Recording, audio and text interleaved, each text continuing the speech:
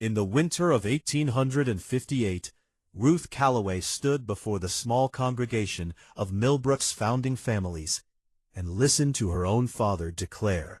in a voice that carried no apology whatsoever for the cruelty of his timing, that she was no longer welcome beneath his roof, that her name would no longer be spoken among the Calloway household, and that whatever shame she had brought upon their family through her refusal to marry the man he had chosen for her, was hers alone to carry into whatever future she managed to scrape together without his continued support. She had been 26 years old that winter, unmarried by choice rather than misfortune, having spent the better part of a decade quietly refusing every match her father had attempted to arrange on her behalf, understanding well enough, from watching her own mother's slow diminishment across 20 years of an unhappy marriage, exactly what fate awaited a woman who traded her independence for the security of a husband chosen more for his landholdings than for any genuine regard he might hold for his intended wife. Her final refusal of a widower named Harlan Betts, whose considerable cattle ranch had made him, in her father's careful calculation, an arrangement too advantageous to permit his daughter's continued stubbornness to spoil, had proven the breaking point of a patience her father had never possessed in great supply to begin with. She left Millbrook that same evening, before the gossip of her public disowning could properly spread through the settlement's tight-knit community, carrying with her $3 in coin that represented the entirety of her own modest savings, a single change of clothes wrapped in a worn traveling case, and a stubborn, hard-won conviction that she would rather face whatever hardship an independent life might bring her than spend one more year under her father's roof, waiting to be traded away to whichever man his careful calculations judged most advantageous. She walked the better part of 2 days along the territorial road, before a passing freight wagon offered her passage toward the small settlement of Ashwood Creek, some 30 miles distant, where the driver, an elderly man named Obadiah Fletcher, who had spent considerable years hauling supplies across that particular stretch of frontier, mentioned, almost as an afterthought during their long, quiet hours of travel together, that the town's small land office had recently come into possession of an unusual property that nobody in 3 years of trying had managed to properly sell. Old Trapper's Lodge, Obadiah explained, working his team of mules through a particularly rutted stretch of road with the unhurried competence of long practice. Fellow named Silas Renner built it himself, some 15 years back now, up in the hills above Ashwood Creek. Lived there alone the better part of a decade, trapping and trading, kept mostly to himself, never troubled anybody that I ever heard of. Died there 3 winters past, alone as he'd lived, and by the time anybody thought to check on him, considerable time had passed. Land office has been trying to sell the place ever since, but folks around here have got it in their heads that the lodge is unlucky, or haunted, or some such foolishness on account of how he was found. "What do you mean, how he was found?" Ruth asked, curious despite herself, though she suspected the answer would prove considerably more mundane than the settlement's superstitious imagination had apparently allowed it to become. "Alone, and some weeks gone before anybody discovered it," Obadiah said matter-of-factly. "Nothing more mysterious than an old man dying alone in a hard winter, the way plenty of solitary trappers eventually do out here. But folks do love to spin a story around a thing like that, and 3 years on, a lodge sits empty because nobody in Ashwood Creek will make an offer on it, superstitious as they've become about the whole business." Ruth turned this information over carefully in her mind across the remaining miles of their journey, understanding, with the particular clarity of a woman who had just abandoned every conventional path her life might otherwise have followed, that an unwanted property nobody else would touch represented exactly the kind of opportunity a woman with $3 and no family support might actually be able to claim for herself. She arrived in Ashwood Creek the following afternoon, and made her way directly to the town's small land office, where a clerk named Thaddeus Whitmore received her inquiry about the Renner Lodge with an expression of careful, barely suppressed relief that told her, more clearly than any words might have managed, exactly how thoroughly the land office had despaired of ever finding a buyer for the property. The lodge and its surrounding acreage have been carried on our books at considerable loss these past 3 years, Whitmore admitted, once Ruth had made clear her genuine interest in the property. The territorial assessment values the land and structure at something considerably north of $200. But I confess, given how long we've struggled to interest any buyer whatsoever, I would be willing to consider a considerably more modest offer, provided you understood clearly the property's condition and the local sentiment surrounding it before committing to the purchase. I have $3, Ruth said plainly, understanding that whatever pride might have counseled a more careful negotiation, her actual circumstances left her no room whatsoever for anything beyond complete honesty about her limited means. I understand that is considerably less than the property's assessed value, and I would not blame you for refusing so modest an offer. But it represents the entirety of what I currently possess,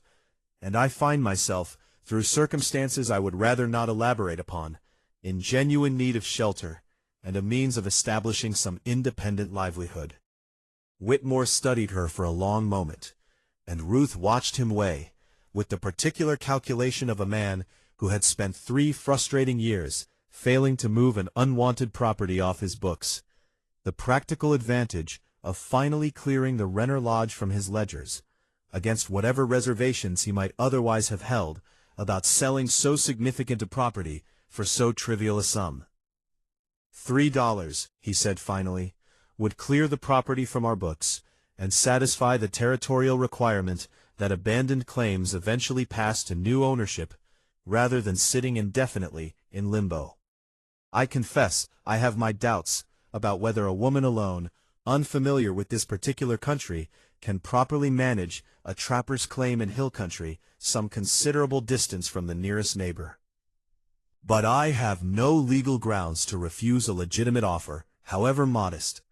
and if you are prepared to sign the necessary papers accepting the property in its current, unexamined condition, I am prepared to complete the transaction today.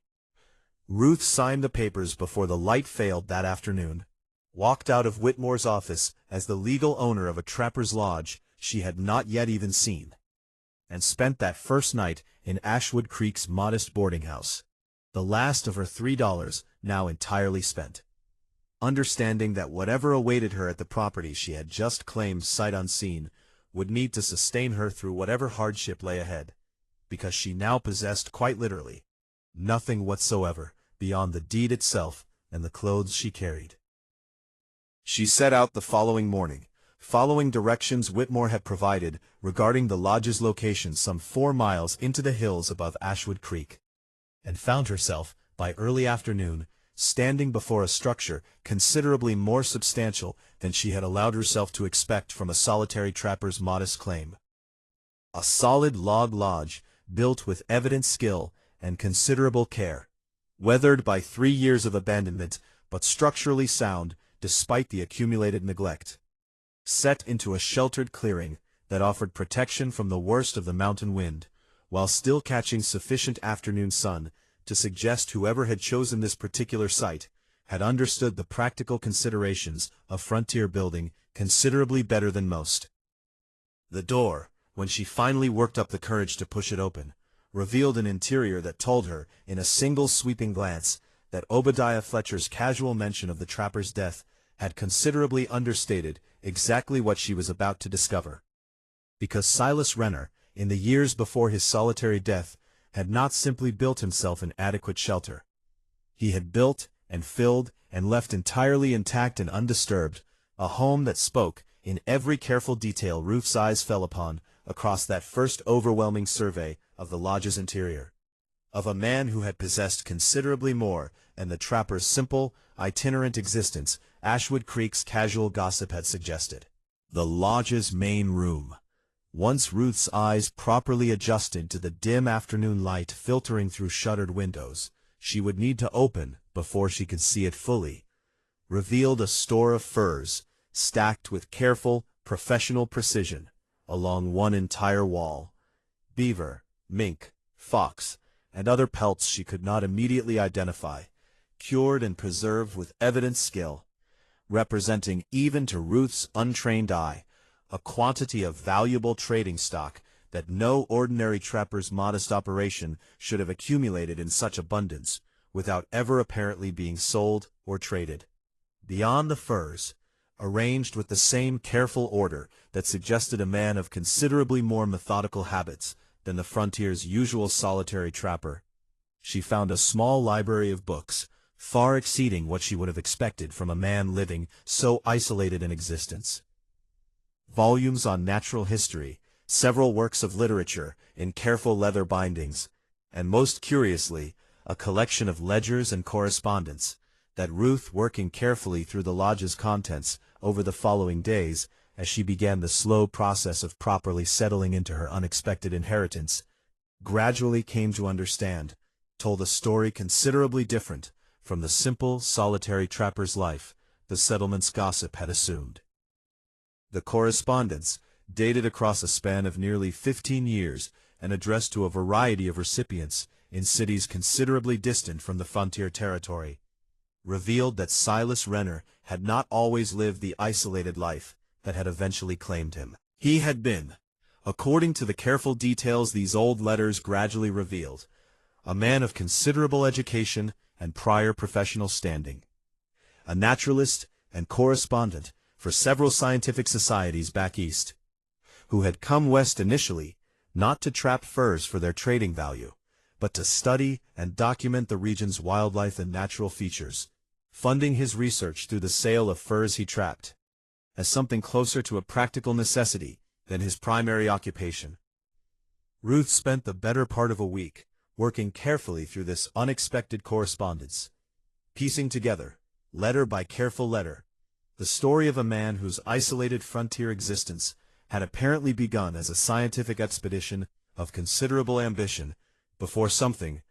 The letters grew increasingly sparse and increasingly guarded across their final years,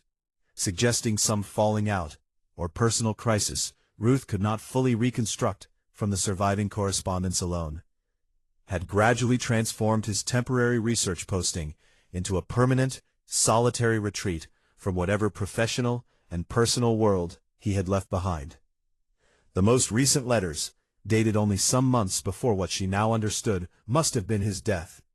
referenced with a careful vagueness that suggested Renner himself had been reluctant to fully commit certain details even to private correspondence, a discovery of considerable significance that he had apparently been preparing to properly document and submit to his scientific correspondence. Though no completed account of whatever this discovery might have been appeared among the papers Ruth had thus far examined. It was Sergeant. No, Ruth corrected herself, understanding she had begun, somewhere in her careful week of reading, to think of the dead trapper with a familiarity his correspondence had gradually earned in her imagination, despite never having known the man himself. It was in Renner's own careful field notes, kept in a separate journal from his formal correspondence, that Ruth finally found reference to whatever discovery his final letters had so tantalizingly hinted toward. "I have found, in the deep ravine some 2 miles north of my lodge," one late entry read, in handwriting grown noticeably less steady than the careful script of his earlier years, "fossil remains of a character I have not previously encountered in any published account of this territory's natural history, nor in any comparative specimen held by the scientific societies I have corresponded with across these many years. I believe, though I dare not commit to so bold a claim until I have properly documented and preserved sufficient specimens to support it, that I may have discovered evidence of a species entirely unknown to current scientific understanding,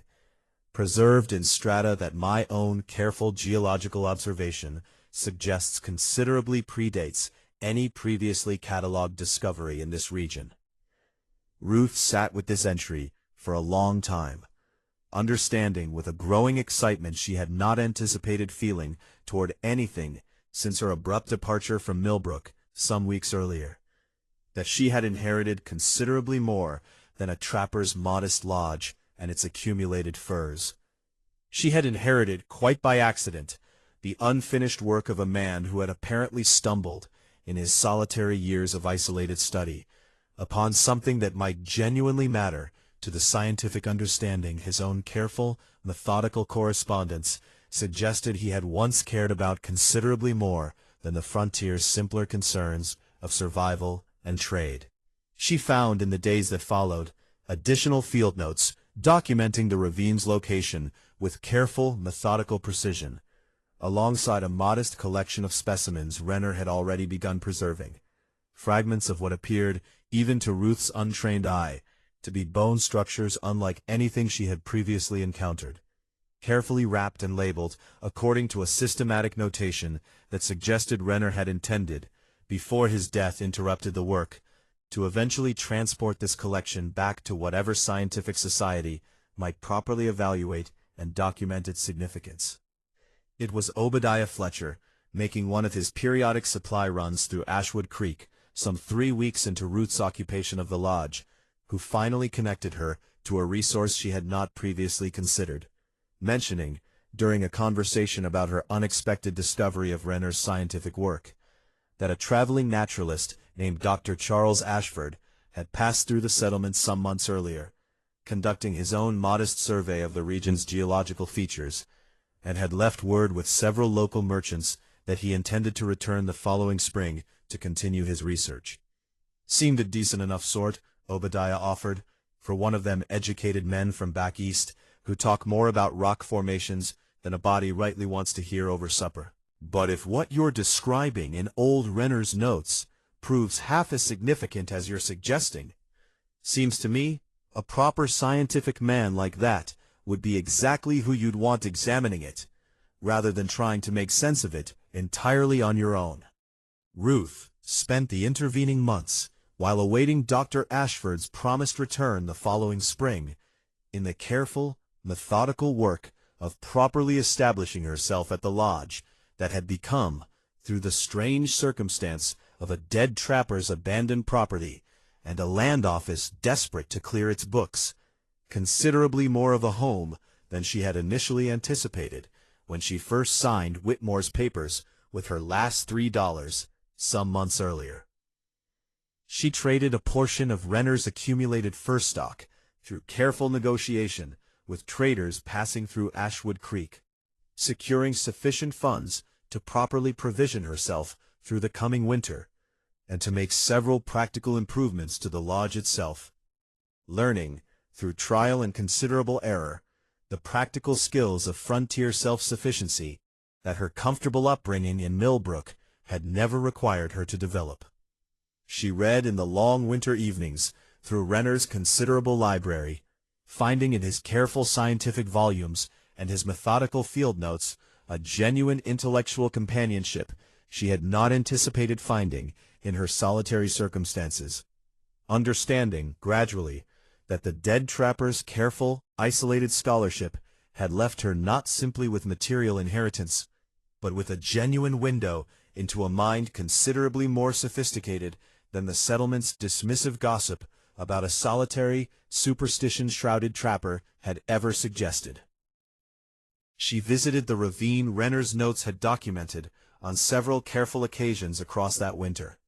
working methodically to properly preserve and catalog additional specimens according to the systematic notation his field notes had established, driven by a growing conviction that whatever scientific significance his final discovery might genuinely hold deserved proper documentation, regardless of whether Dr. Ashford's eventual return brought the professional expertise necessary to fully confirm it. Dr. Charles Ashford arrived in Ashwood Creek that following spring, precisely when local merchants had promised, and Ruth found herself, upon their first careful meeting, arranged through Obadiah's continued goodwill, presenting a man of perhaps 40 years, weathered by considerable field research, but carrying an evident scholarly enthusiasm that reminded her, in ways she found herself noting with some surprise, of the careful, methodical intellectual curiosity that Renner's own correspondence had suggested characterized his own earlier scientific ambitions. "Fletcher mentioned you had made a discovery of some potential significance," Ashford said, upon their initial meeting at the settlement's small boarding house, his careful, measured tone, suggesting a scientific man, accustomed to disappointing claims from enthusiastic amateurs, rather than genuine breakthrough discoveries, though Ruth noted a flicker of genuine interest beneath his professional caution, once she began explaining the full circumstances of Renner's careful field notes and preserved specimens. "I would not presume to claim scientific expertise sufficient to properly evaluate the significance myself," Ruth said carefully. "But the previous owner of my property was, before his death, a naturalist of evident considerable training and prior professional standing, and his careful documentation suggests he believed he had discovered fossil evidence of a species not previously catalogued in any published account he was familiar with. I would be grateful for your professional assessment, whatever conclusion your expertise ultimately reaches."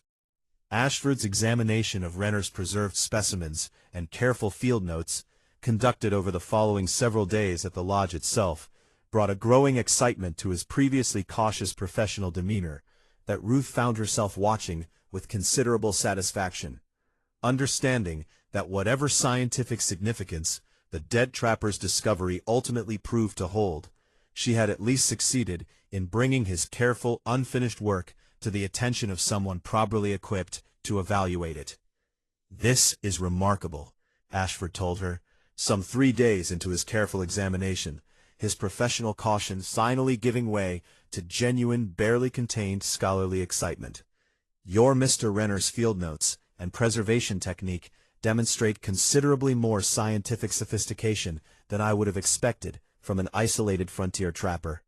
And if my own preliminary assessment proves correct upon further examination, these specimens may well represent exactly the kind of previously uncatalogued discovery his notes suggested he believed he had found.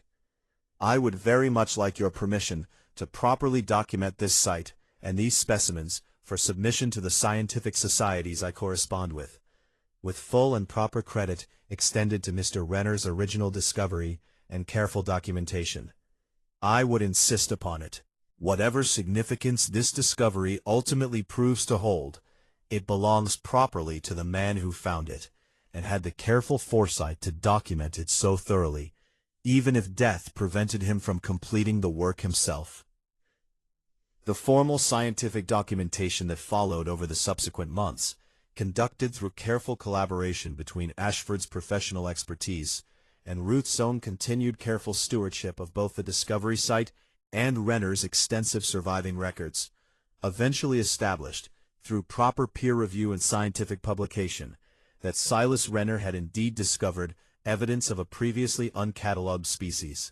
a finding that brought, in the years that followed, a modest but genuine measure of posthumous scientific recognition to a man who had died, entirely alone and unheralded, believing his final significant work might never receive the proper attention it deserved. Ruth Calloway, in the years that followed this discovery's proper publication, found herself transformed from the disowned daughter who had arrived in Ashwood Creek with $3 and nowhere else to turn, into a woman of genuine local standing and considerable independent means. Her careful stewardship of both the lodge's practical resources and its unexpected scientific legacy having established her, through her own hard-won competence, rather than any family's arrangement, exactly the kind of independent life she had first set out to claim for herself on that difficult winter evening when her father's disownment had first sent her walking away from everything she had previously known. She married Charles Ashford some 2 years after his first arrival in Ashwood Creek, their shared intellectual partnership having gradually deepened across the collaborative months of properly documenting Renner's discovery into a genuine and considerable affection that Ruth found herself, unlike the arranged matches her father had once attempted to press upon her, entirely and freely choosing for herself.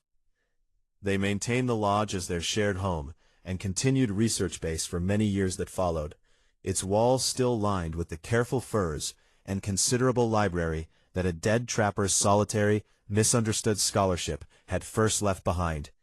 And Ruth found herself, in her quieter, reflective moments across those following years, genuinely grateful for the particular chain of hardship and unlikely fortune that had first led her, cast out with nothing but $3 and a stubborn refusal to accept a life not of her own choosing, toward a home and a partnership considerably more fulfilling than anything her father's careful calculations had ever intended for her.